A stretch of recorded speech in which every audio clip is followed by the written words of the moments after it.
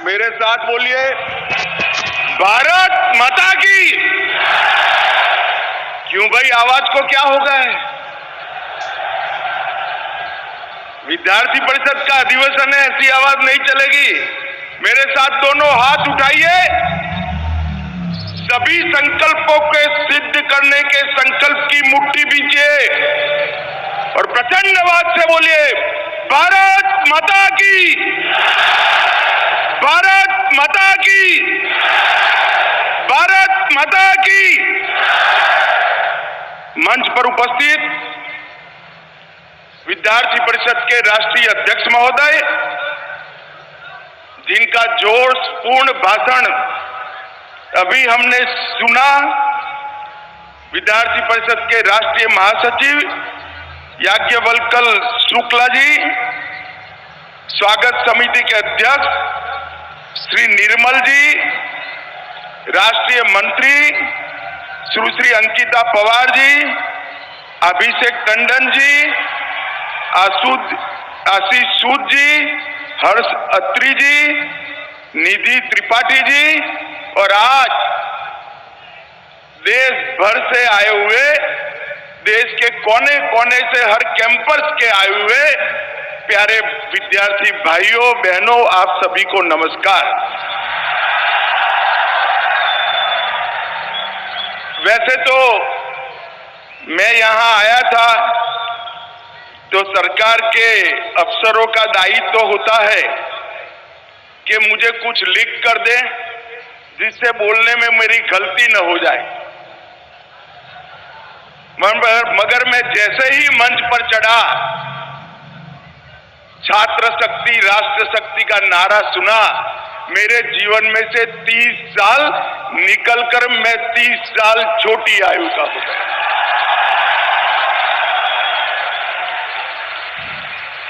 मुझे मालूम है मैं विश्व के सबसे बड़े छात्र संगठन के खुले अधिवेशन में बोल रहा हूं।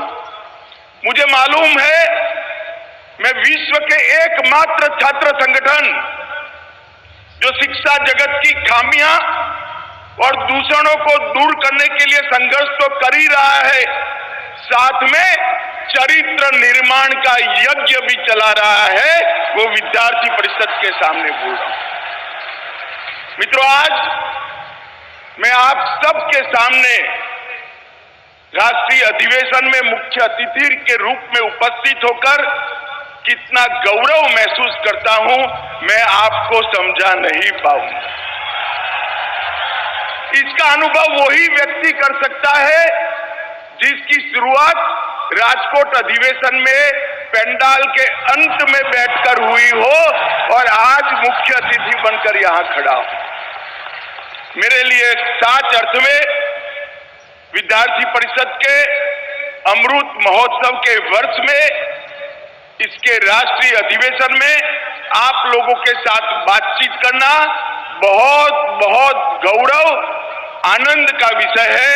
मैं स्वागत समिति का इसके लिए हृदय से धन्यवाद और साधुवाद देना चाहता हूं। मित्रों, ये अधिवेशन दो दृष्टि से बड़ा महत्वपूर्ण है। एक कि आप विद्यार्थी परिषद के अमृत वर्ष में एंटर होने वाला, प्रवेश करने वाला ये अधिवेशन है, और दूसरा ये अधिवेशन आजादी के अमृत काल में प्रवेश करने वाला भी अधिवेशन। हमारे देश ने अभी अभी आजादी का अमृत महोत्सव मनाया। 75 वर्ष में देश ने ढेर सारे क्षेत्रों में ढेर सारी प्रगति की। पूरा विश्व आज भारत का लोहा मान रहा है और इसके साथ साथ हमने हमारी संस्कृति को भी संभाला है, संजोया है, आगे बढ़ाया है और विश्व में गौरव दिलाने का प्रयास, सफल प्रयास किया है। और अब आने वाले 25 साल हमारे प्रधानमंत्री नरेंद्र मोदी जी ने देश की जनता का और विशेषकर युवाओं का आह्वान किया है कि आने वाले 25 साल विश्व में भारत सर्वप्रथम महान हो, ये संकल्प लेकर इसको चरितार्थ करने के 25 साल। और मैं आज जब आप लोगों के सामने हूं, तब मैं कहना चाहता हूं, मैं बिना झिझक कहना चाहता हूं, सार्वजनिक मंच पर कहना चाहता हूं कि मैं विद्यार्थी परिषद की ऑर्गेनिक प्रोडक्ट हूं।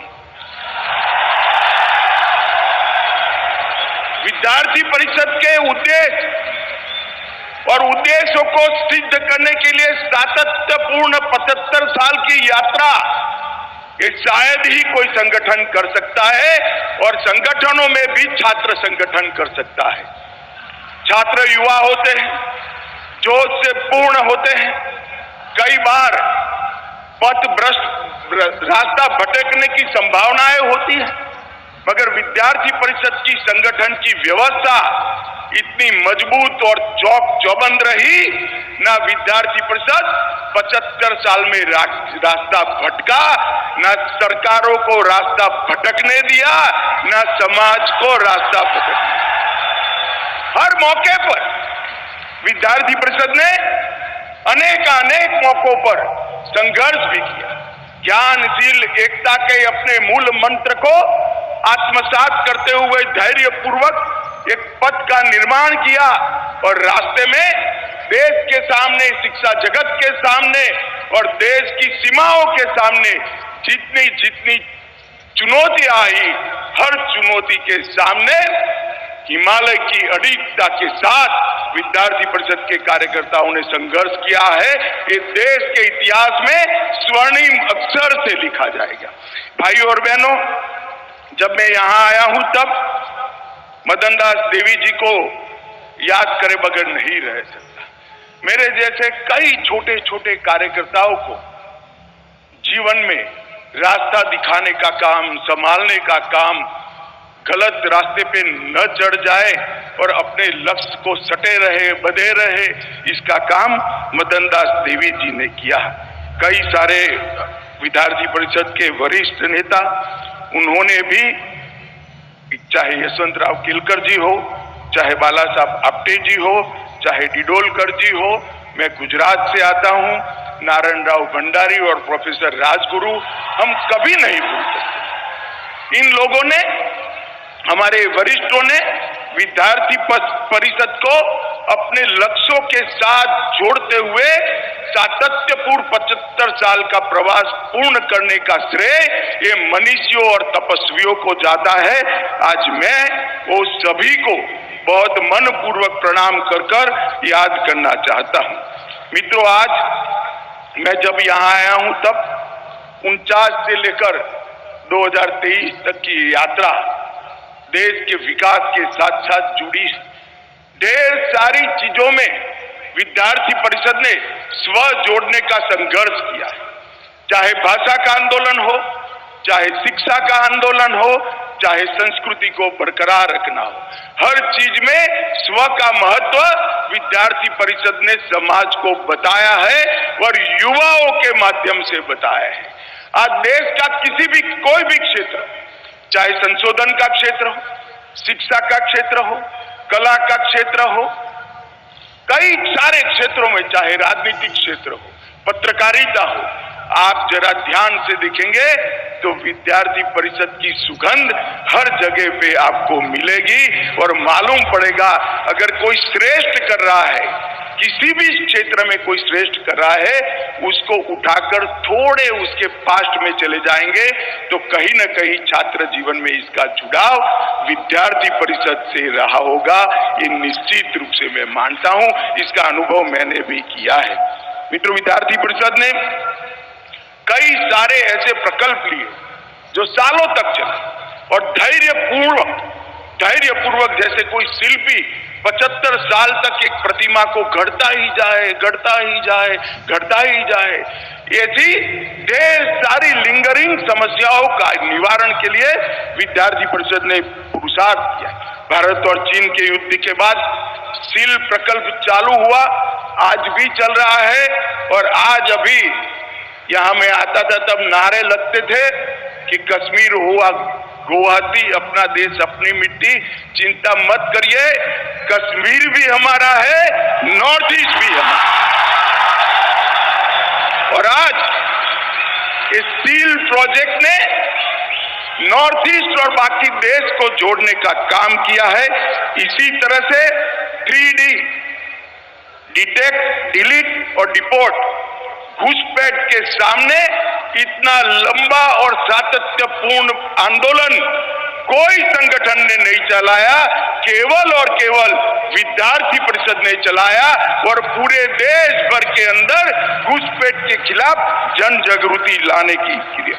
इमरजेंसी के खिलाफ लड़ाई, आपातकाल के खिलाफ राजनीतिक दल तो लड़ते थे, उनकी जिम्मेदारी भी थी, कई और संगठन भी लड़ते थे, मगर एकमात्र विद्यार्थी परिषद था जिसके अनेक कार्यकर्ता जेल में भी गए और गुप्तवास को पालन करते हुए संघर्ष भी किया और विजय भी लिया।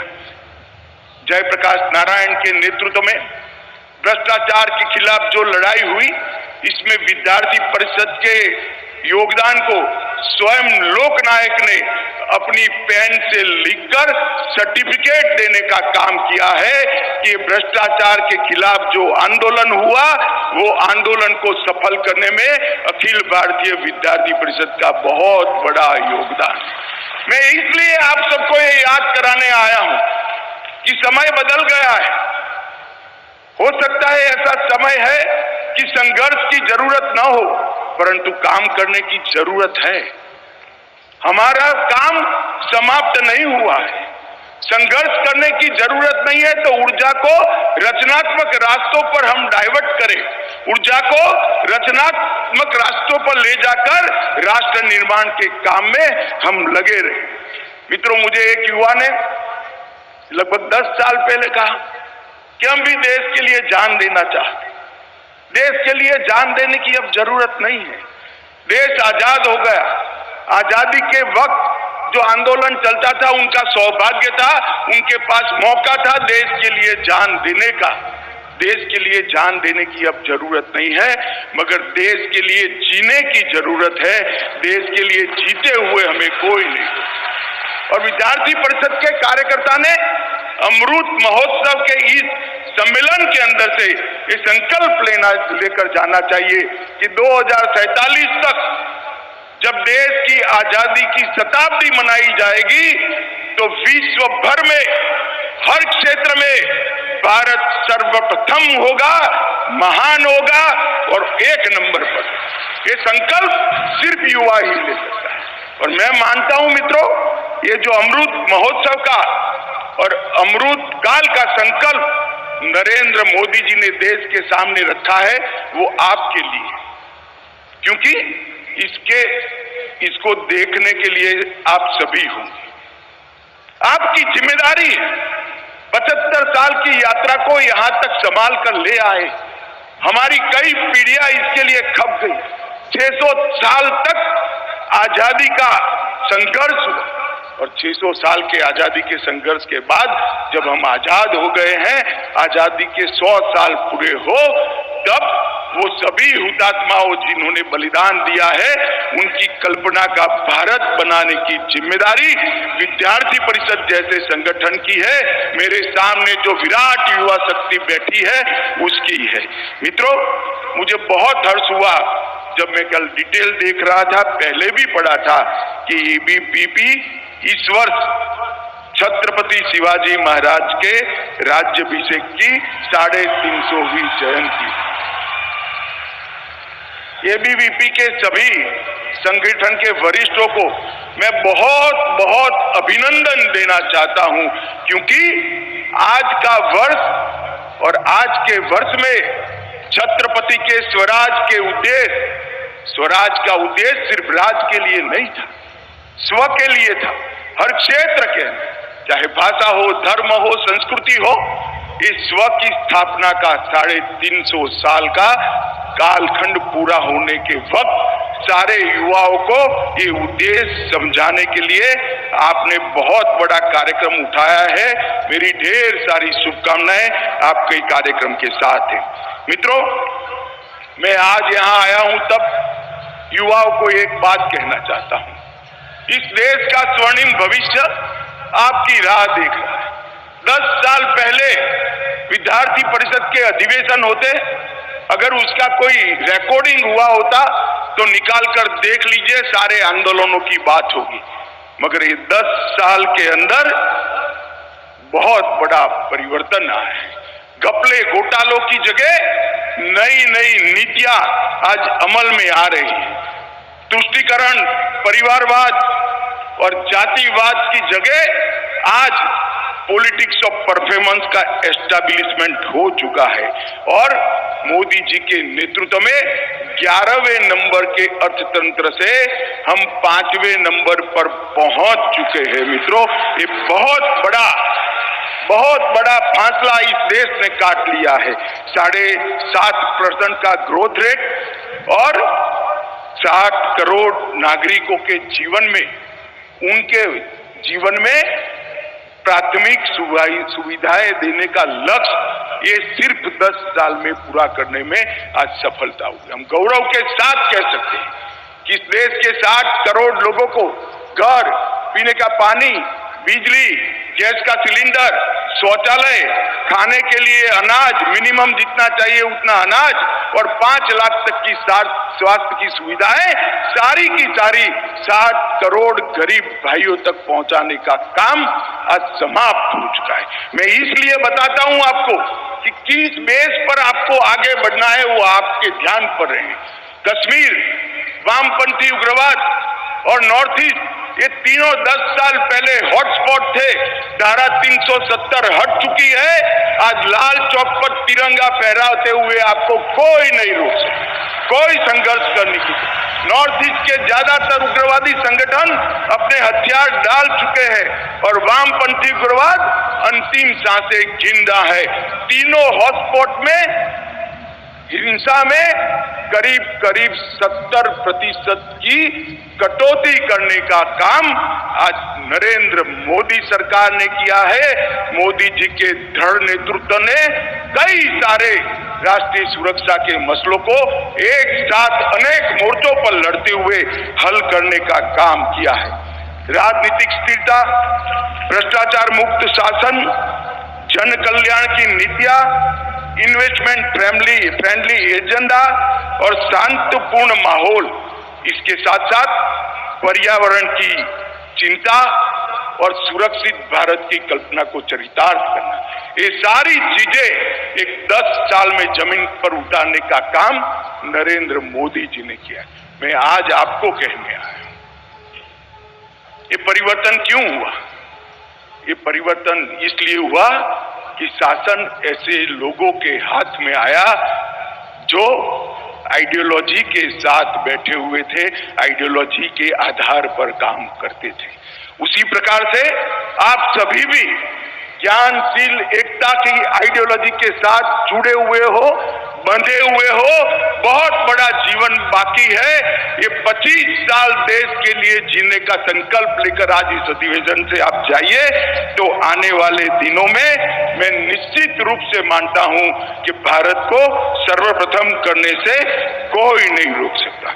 मित्रों, आज मेरे सामने अमृत भारत की जनरेशन बैठी है। उस वक्त मैं ये जरूर कहना चाहता हूं कि युवा शक्ति किसी भी देश की रीढ़ की हड्डी होती है और युवा शक्ति ही देश और समाज को शिखर पर ले जाने का काम करती है।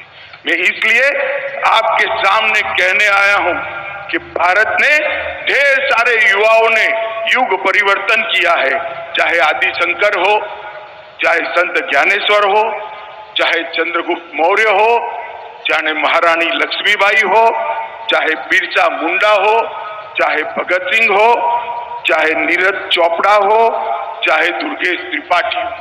ये सभी युवा उन्होंने एक विषय को ठान लिया और अपने जीवन को एक दिशा में ले गए तो परिवर्तन आया है।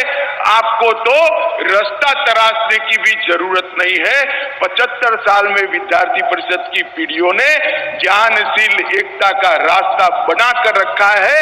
वो रास्ते पर आपको चलना है। सिर्फ आपको संकल्प लेने की जरूरत है। मैं आज आपको कहने आया हूं, मित्रों, भारत का समय आ गया है। भारत का समय आ गया और हर समस्या के समाधान के लिए आज विश्व भारत की ओर आशा के साथ देख रहा है। और मैं मानता हूं कि मेरे सामने बैठे हुए युवाओं की जिम्मेदारी है कि भारत का समय जो आया है, जो परिवर्तन हुआ है, वो परिवर्तन को सातत्यपूर्ण बनाते हुए हमारी कल्पना के भारत की रचना करने की जिम्मेदारी आपकी है। आज के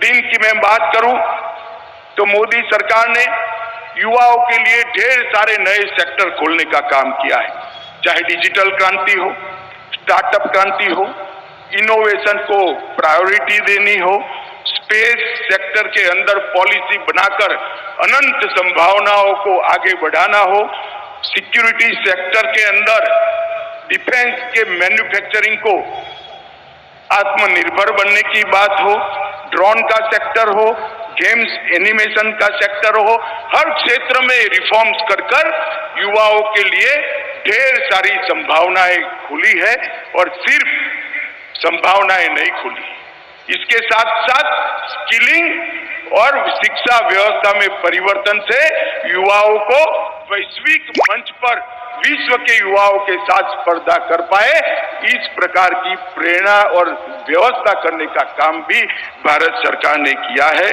मैं मानता हूं कि इस सब के लिए आपने स्टडी कर अपना रास्ता तराशना है।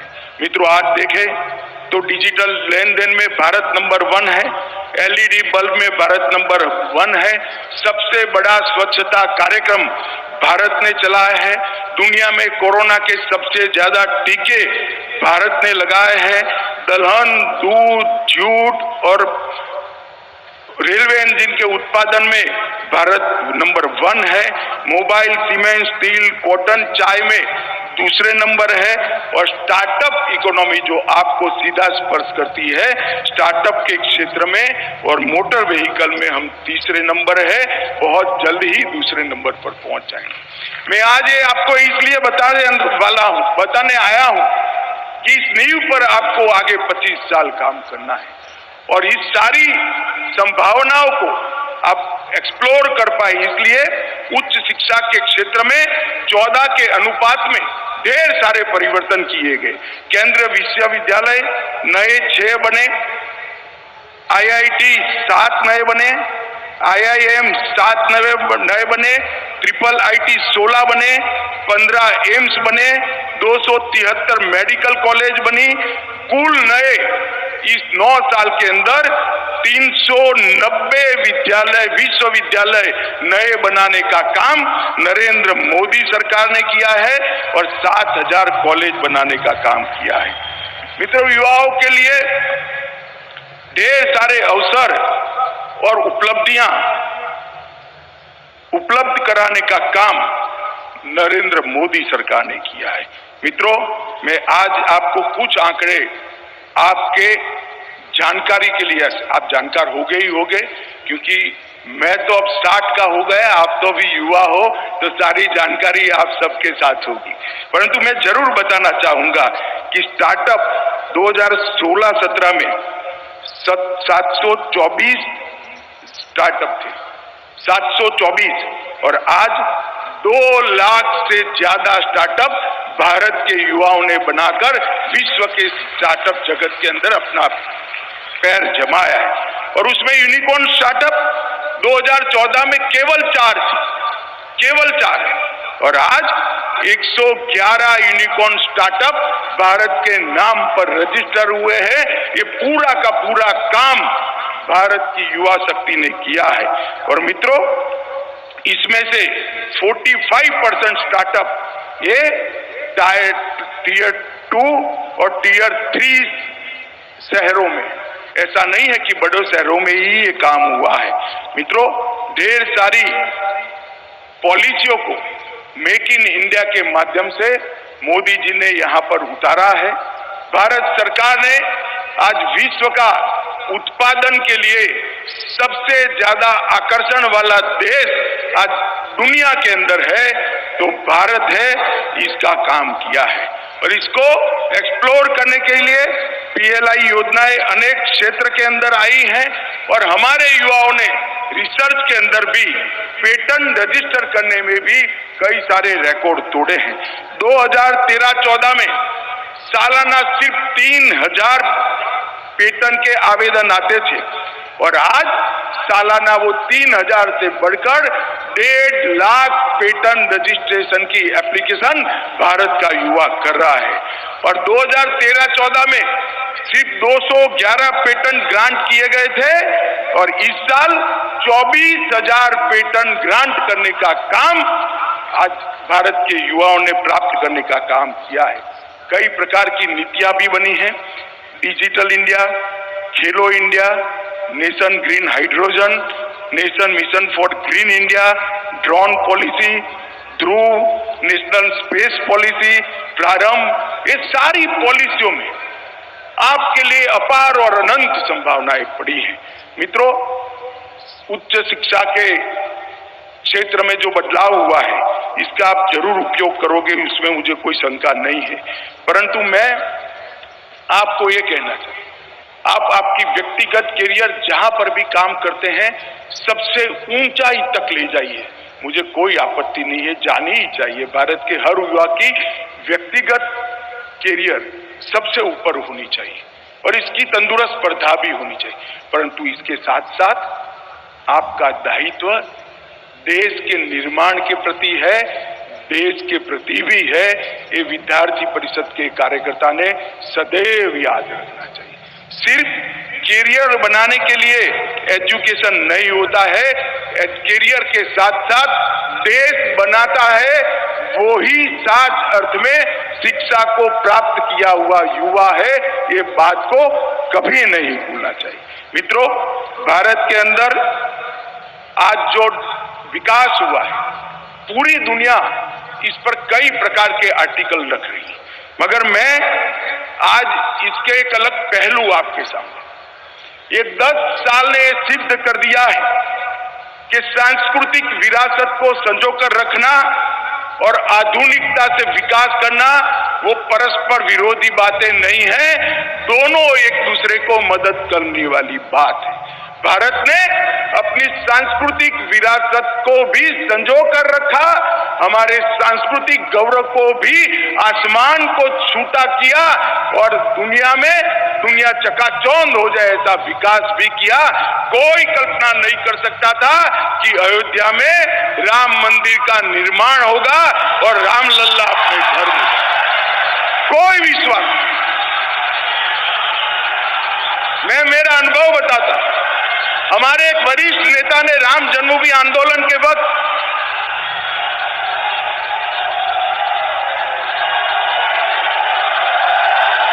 बोला जय श्री राम, अरे ऐसे नहीं भाई, जय जय श्री राम।